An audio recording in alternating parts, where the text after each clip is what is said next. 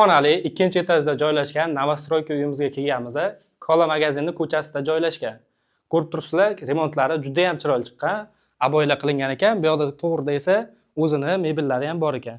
Kirganimizda o'ng tomonda birinchi xonamiz keladi. Xonamiz ham akkuratni remont qilingan.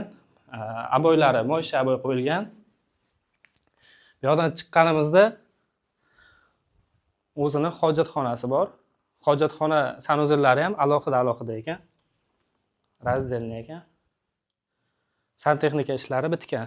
Bitta avtomat kir mashina qo'ysanglar bo'ldi, 100% bitgan bo'ladi. Kuxonda mebellari ko'rib turganingizdek chiroyli chiqqan.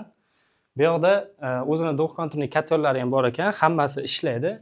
Mana bu yoqda esa o'zini balkon qismiga ham ega. Agar bu yoqqa kuxnyani ko'chirib, bemalol mana bu yoqda ham bitta xona qilib yuborsanglar bo'ladi.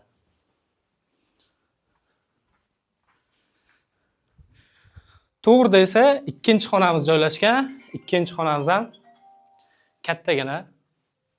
Ko'rib turganingizdek juda ham chiroyli chiqqan, remontlari ham, pardalari ham akkuratni ilingan ekan. Tepada o'zini konditsionerlari ham bor.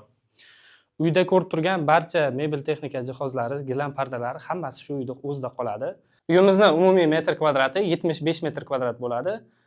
Ikkinchi etaj, ikki xonali uy uchun egalari 566 million so'rashyapti. Narxidan yana o'tib beriladigan joyi bor.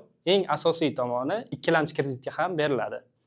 Bizga obuna bo'lib qo'ying, bizni kuzatishda davom etsanglar, bundan ham arzon uylarni chiqarib beramiz.